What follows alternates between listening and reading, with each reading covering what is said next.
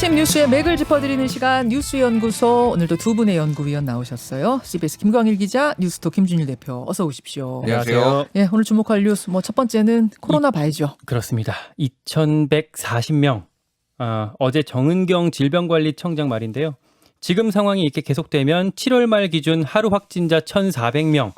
악화하면 2,140명까지 도달할 수 있다고 합니다. 시뮬레이션을 돌려본 거죠. 수학적 모델링을 했다고 하는데 예. 발표가 나와봐야 정확히 알 수 있겠지만 알려지고 있는 어제 확진자 수도 지금 1,316명 이렇게 얘기가 나오고 있는데 역대 최대였던 그제 기록을 하루 만에 또 갈아치울 것으로 보입니다. 네.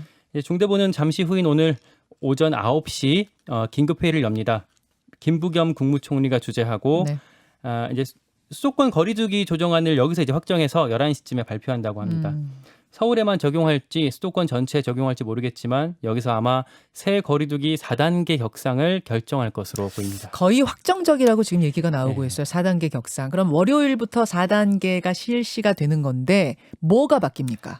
사실상 출퇴근만 하고 밤에는 이제 집에 있으라는 얘기거든요. 낮에는 5인 이상 사적 모임 금지. 그러니까 이게 4명까지 모일 수 있지만 네네. 오후 6시 이후에는 3인 이상 금지. 즉 2명까지만 모일 수 있습니다. 2가 3불입니다. 네. 대규모 행사 모두 금지되고 학교는 온라인 수업으로 전환. 결혼식, 장례식은 친족만 참석할 수 있습니다. 우리 집은 친족이 되게 많아요. 한 100명 돼요. 이거 안 되고요. 친족이라 해도 49명까지 됩니다. 예. 이 중에서 사적 모임 제한 같은 경우는 당장 내일부터 시행될 가능성이 있다고 하니까 조금 이제 잠시 뒤에 나올 발표를 좀 기다려 봐야겠습니다. 그러니까 4단계 실시는 월요일부터지만 2가 3불, 2명까지 되고 3명부터 안 되는 그 모임 금지는 내일부터다. 그러니까 주말을 끼고 한다는 얘기군요. 네. 한편 우리보다 심각한 일본에서는 무관중 올림픽 우려가 현실이 됐습니다. 네. 일본 정부는 수도권 경기장을 중심으로 국내 관람객, 그러니까 일본인이죠. 또 들이지 않는 무관중 형태로 경기를 치르기로 어제 결정했습니다. 그렇죠. 김준일 대표. 예. 결국은 4단계로 가네요.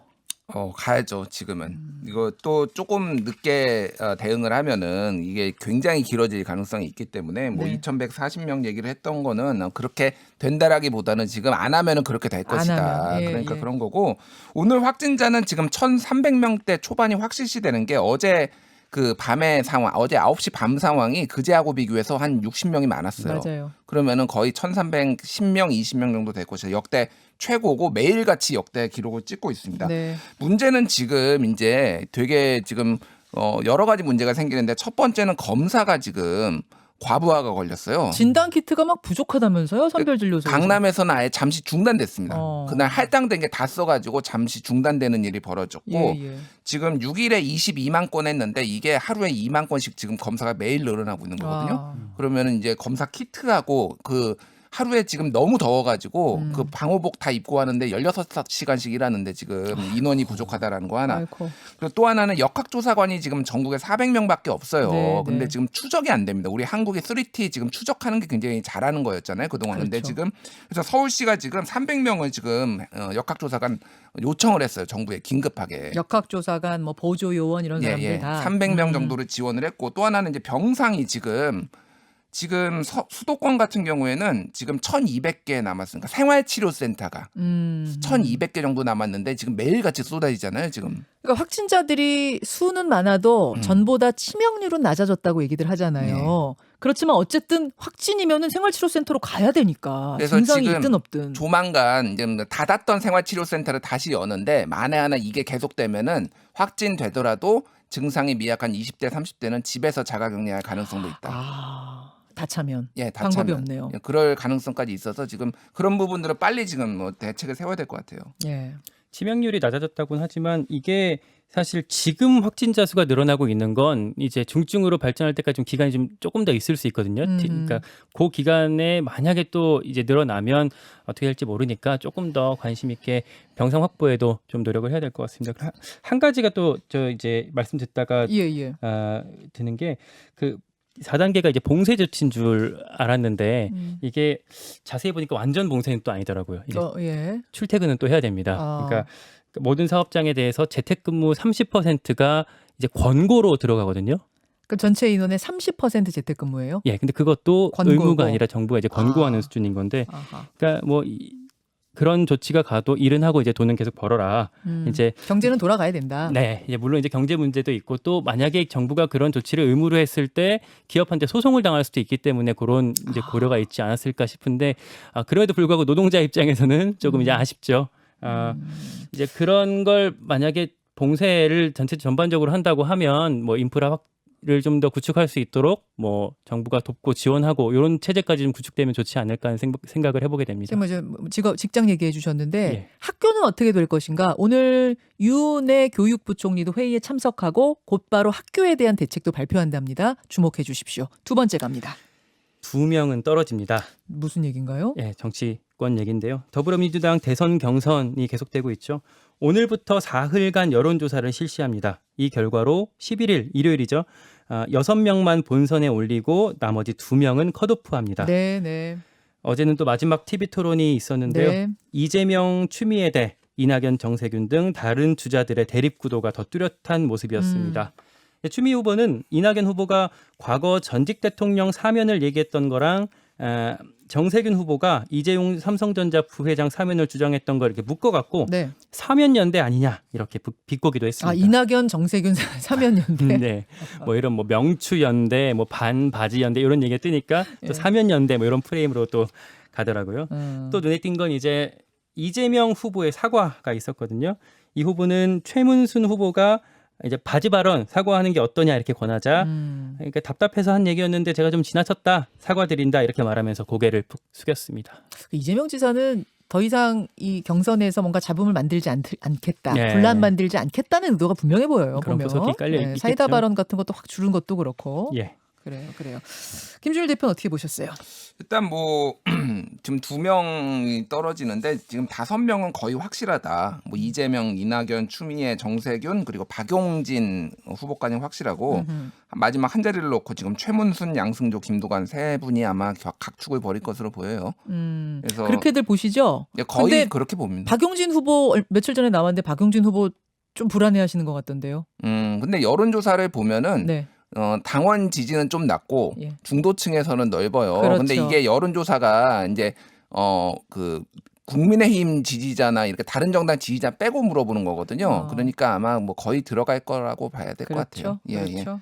그렇게 봐야 될 것 같고 지금 뭐 이제 말씀하셨듯이 이재명 지사 같은 경우에는 굉장히 이제 안정적으로 하기 위해서 그래서 그 바지 발언도 사과도 하고 뭐 그렇게 이제 안정적으로 가는 것 같고요.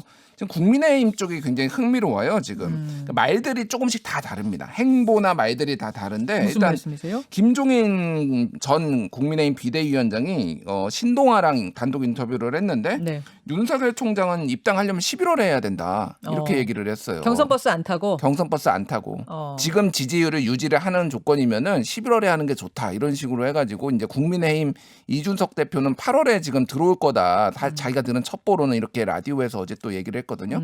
전혀 입장이 다른 것 같고.